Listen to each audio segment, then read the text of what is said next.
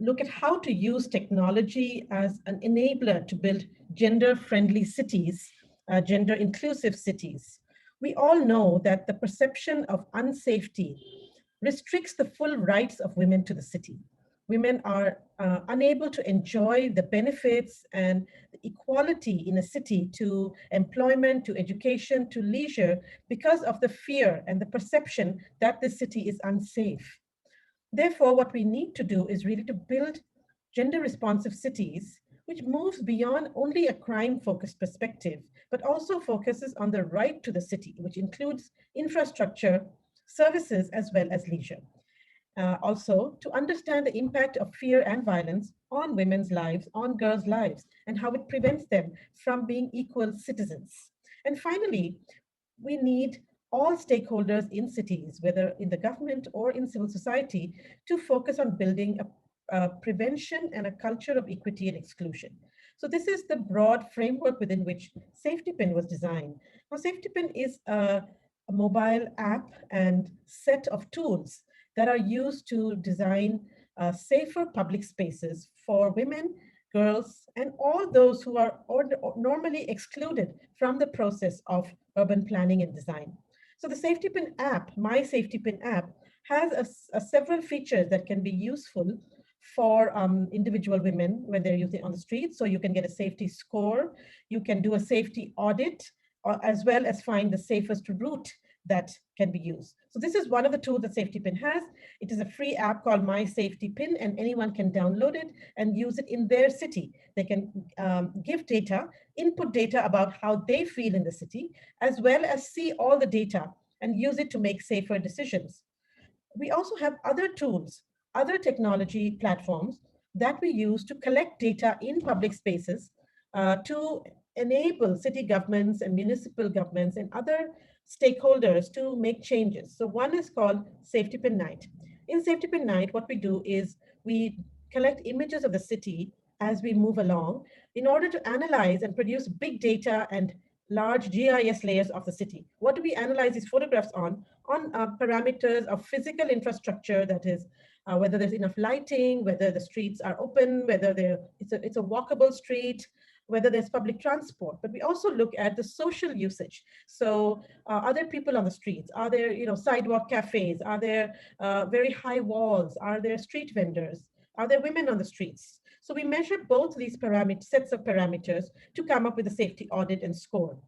We also have another app called Safety Pin Site, which is a web application for collecting qualitative and spatial information through a questionnaire. So this could be around a metro station or a bus stop or a park and other public spaces that women use. We have used it in India to collect data in public spaces around metros. We've used it in South Africa to look at the sort of the taxi rank areas where women face a lot of violence.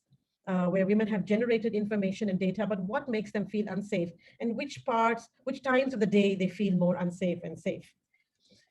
So what we do with the data is all these different data that we collect, we process them using both machine learning as well as manual processing, and we produce citywide databases, which then can be used, if you can see at the bottom, both for individuals to take personal decisions, for websites and portals to use the safety score. For example, if you're wanting to maybe rent an accommodation, if you're going to a new restaurant in a new neighborhood, or you're going to a new city and you need to stay in a hotel, you might like to see the safety score of that area before you move ahead. And finally, we share this data with municipal governments as data, as GIS layers in order to influence city planning, service provision, and infrastructure to make cities safer and more inclusive for women and others to use. Safety Pin was started in 2013, so we're nearly more than 7 years old now. And we have data in now more than 60 cities across 15 countries. As you can see, there have been over 2 million images that we have generated, more than 500,000 audit pins. We also have more than 100,000 downloads and users of the My Safety Pin app. So I would really encourage all participants who are watching this to download the My Safety Pin app and see the data. So you can see that we have generated data in across India, of course, but in many other cities in Asia, as well as in Latin America in some cities and in Africa. So we really see this as a tool to be used to improve our cities and our public spaces. So what really do we think can be done through some of these measurements that we do? Because what we say is that if you can measure it, if you can provide evidence, if data can be used as evidence, that is something that can effect change in cities and really have an impact on the lives of women and girls. So some of the key parameters that we look at, as I mentioned earlier, was the lighting, the walkability of the streets, the natural surveillance. So by this I mean eyes on the street. So do you have shops? Do you have cafes? Do you have low boundary walls? Do you have setbacks which distance the pedestrian from the street? Mobility elements such as good last mile connectivity, good public transport, as well as security.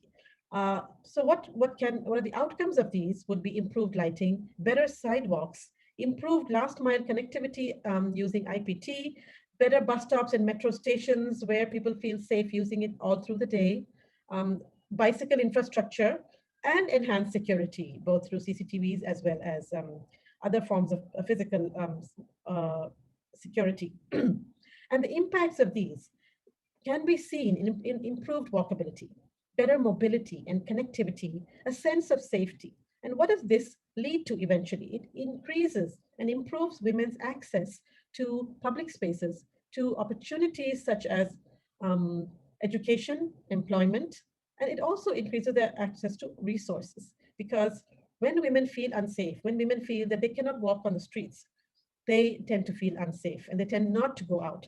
Now, we know that through a lot of data that women often walk and use public transport more than men. This is linked to many issues, including the cost of travel. If for example, if there's one car in the family, it's often used by the men and not by the women. So improving walkability and improving public transport and connectivity has a very big impact on the lives of women. And so I would like to share some of the data that we've collected in different cities and how it has been used. So if you can see, this is the city of Delhi, and data was collected over 2 months using both the safety pin night for image collection as well as my safety pin, where users went out and did safety audits. Now, if you can see, there are some dark green, some light green, orange, and red. Now, this signifies the level of safety. So the red areas are poor safety, the orange areas are average, and the green areas are above average or good safety. So this data collection, we generated more than 100,000 images in Delhi, but we also did a specific focus on metro stations, bus stops, parks, and tourist areas in order to improve those areas specifically. One of the uses of our data has been for improving the lighting in the city. So this mapping that we did in 2018 was the second round of mapping that we had done. In 2016, we had already mapped the entire city and showed the government that there were more than 7,400 dark spots in the city. This data was used by the government, and all the lighting and municipal authorities used this data to actually fix many of the lights in the city. And as you will see, the number of dark spots actually came down to 2,700 dark spots in 2018. And you can see that new areas have been mapped. So of course, some of the dark spots remain, but this was a big change. And this new data from 2018 has subsequently also been used by the Delhi government to improve the lighting. And now they are working on improving walkability, creating walkable streets, addressing the issues of pedestrians, public transport. Delhi government has been one of the first few cities to provide free public transport for women in buses in order to encourage women's mobility. And the data that has been done to research this has found that, in fact, more than 30% increase in women's usage of buses has resulted due to this new provision provided by the city government, whereby women can travel free. Women who were earlier walking for up to 4 or 5 kilometers because of the cost of public transport were now able to access the bus. And this makes a very significant difference in the lives of women. Now, SafetyPin has worked in many cities other than Delhi as well. So in the city of Kolkata, which is also in East India, what we did was specifically try to map the walk path to look at accessibility, to see whether people can cross easily, whether they can walk, whether there are barriers on the street, where it could be garbage, it could be street vendors, it could be car parking. In India, a lot of cars are parked in public spaces, especially on the sidewalks, and to improve the accessibility. So this was again used by the city government to actually try and see how to make it more walkable. Now, Kolkata is one of the cities in India which is already quite walkable, but if you see the legend of this map, you can see that there are still many points where there are blockages, which could be either light poles, encroachment, but mostly it is by cars. So this is really something that by good enforcement, public spaces can be improved. In one particular city, in one particular road in Kolkata, we provided a design intervention for improving it using a three-tier strategy. One was to remove all obstructions. Second was to repair. So if you look at this picture on your left, there are the sidewalk is there, but it's broken, and therefore people tend to walk on the streets. So to repair the the broken sidewalk, add curb ramps, add median brakes, etc. And finally, to reclaim the street from the cars. And this is something we are seeing in many cities around the world, where a broad street which has been 2 lanes or 3 lanes for cars has been reclaimed for pedestrian usage as well as bicycling, also to slow down the streets and make them a wider usage by more pedestrians, more people using the street. Now, this street is being worked on by the city government. So really, our aim is to try and provide data that can be used specifically by city governments to improve public spaces.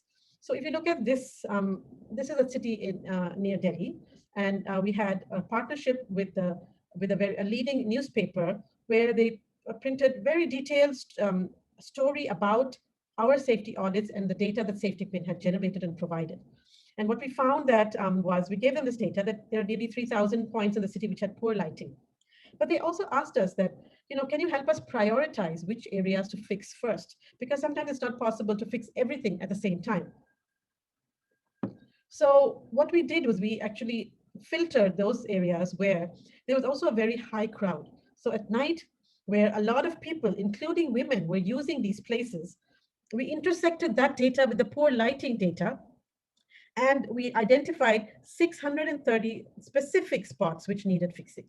And so this was what was highlighted. And if you can see the picture, you can see that this had an impact, because the same street on your left was now the sidewalk was fixed and made.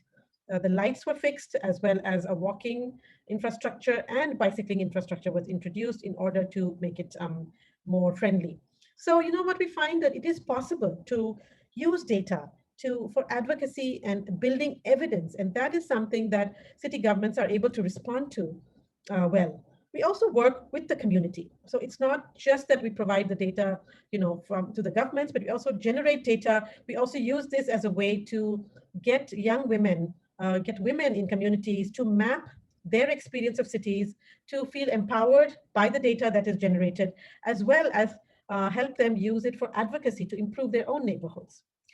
So one of the outcomes of our community level mapping was an exhibition that we had, which was in partnership with a women's organization in Delhi called Jagori and King's College London, to produce this exhibition called Ana Jana, which means coming and going, on the home phone in the city, to look at how digital infrastructure plays a role in the lives of women, how they can use it to map their journeys.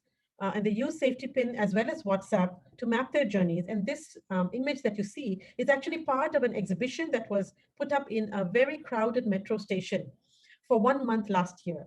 And this gave the women who collected this data, who were part of this initiative, also came to the station a couple of times to interact with the public, to explain to them their journeys, their fears, their understanding of the city, their desires from the city, how they use the digital space, how they are intimidated by the digital space, how they use physical space as well as fearful of physical space. And so really bringing together the digital and the physical today, which both which play a very important life in an important both women's ability to access opportunities as well as limiting their lives due to fear and due to lack of opportunities. This is the process of collecting data in the street level. Also, we have a tool called the Open Street Mapping, where we display the safety audit findings in public spaces, engage in advocacy, get community to be part of it, and use the data. Now, we've worked in many other countries as well. So in Colombo, which is the capital of Sri Lanka, we mapped the city, and you can see the 5 main districts were mapped to see the presence of women and men in which spaces. So if you can see one of the comments on the left by an app user, it was, the road does not have a walk path. It is bordered by 2 walls on both sides and there's no lighting. So what did we find here in Colombo? That there were less women who use public spaces after dark, and this is probably true of many, many cities around the world. Therefore, walkability needs upgradation, but also lighting and public transport, because even if a woman has to go back after using, maybe visiting a restaurant or going out with her friends or family, you need public transport to go back. You need to provide those service and resources for women to use. One project that we're doing in Brazil, in Sao Paulo, is to look at a new BRT route that is being built and to map women's accessibility to that particular bus route. Now, this is interesting because we are using both safety pin night to map the street, but also safety pin site to look at where each bus stop will come up and speak to possible users.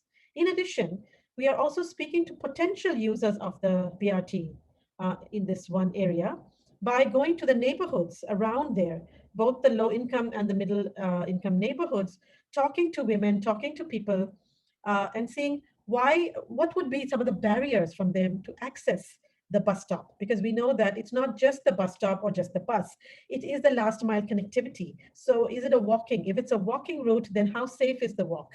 How can it be made safer for women to walk back in the evening? If it's a little longer than a walking route, what kind of IPT is being provided? You know, is there kind of electric vehicles that are there? What other options are there? Some buses which are there for women and others to use when walking back.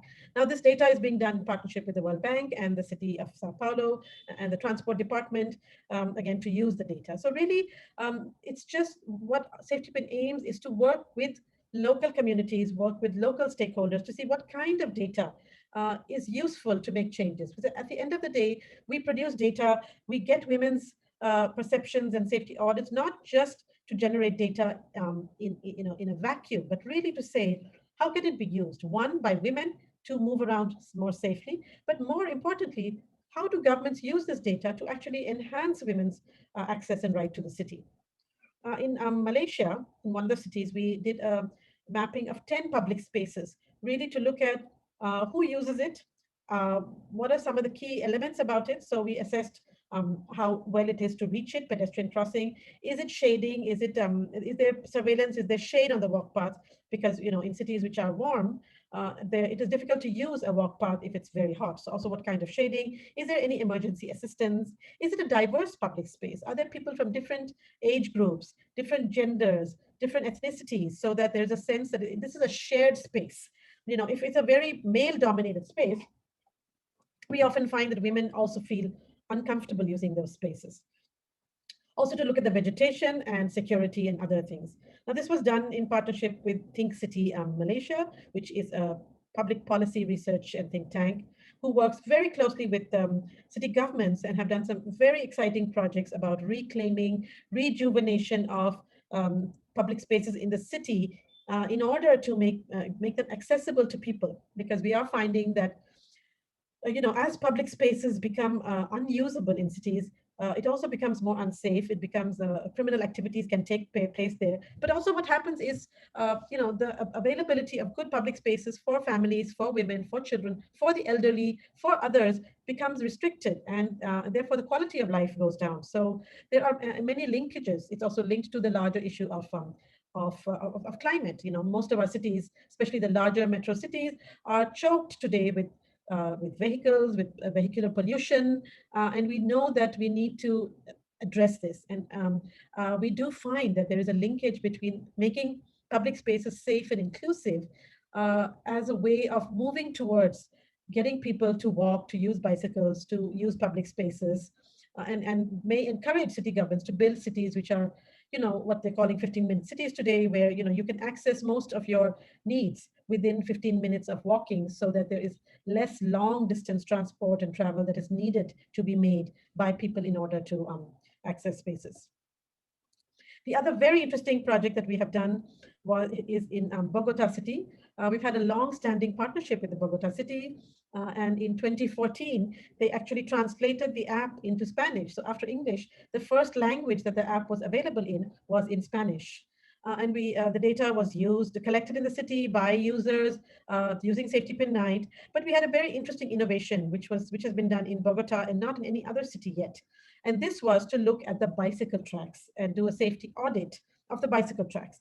And not only was it for mapping the bicycle tracks, but also to include the biking community. So this picture you can see the campaign, which was led by the city municipality, the Secretary of Women, and bikers were included, where they went out, did safety audits, collected images, um, collected data across the nearly 200 kilometers of the bike paths of the city. And what we were able to do with this data was to, again, measure it, assess it, and do the safety audit to show where bike paths were not safe because there was either poor lighting or because the bicycle stands were located at places where women could not access them. And this led, in fact, to changing in the way that the public space was designed. Again, we did a project in Hanoi, which is in Vietnam, a new metro line that was being built, which went through many public spaces, including three big universities, as well as directly into the city. And as you can see, the safety score inside the city, which is 10, 11, and 12, were very high, 4.5 out of 5. And as you move outward, the safety score goes down because of less people on the streets, less crowd, and other elements. So the idea was really to, and this was very interesting. Again, we used the community of youth through a youth organization, ISEC, to encourage them to do the safety audits and give us the data. And this made a big difference because they were able to share exactly what made them feel unsafe. So really, I think, I would like to share that the strength of Safety Pin is to take bottom-up data that users generate, that people generate, and mix that with these large data sets that we are able to generate through Safety Pin 9, and provide GIS layers for the city government in order to encourage them and influence them to improve public spaces. And really the impact can be measured in more women accessing public spaces, more women using it, better public spaces for all, because we do say that when you build safe public spaces for women, you build safe public spaces for all. And this is because when you have public spaces, because we know that our cities have been designed with a very masculine person in mind. So they're designed for men. It is men who have been designing for men. We've come to a point women are asking for a seat at the table, whether it's the generation equality, whether it's which is really an important initiative to reach voices of the youth, but also all other excluded groups, whether it's elderly, whether it's LGBTQ, whether it's disabled, whether it's migrants, so, we know that our cities need diversity. We know our cities are diverse, but they're not built with diversity in mind. So how do we ensure that diversity is the principle that guides city planning, that guides city development? And Safety Pin is one tool in that has been used, that has been designed in order to ensure that more people are able to access public spaces, more women are able to share their own feeling about safety, about their safety in the city. And we really hope more individuals download the app, more city governments use it, and we look forward to partnerships using Safety Pin. Thank you.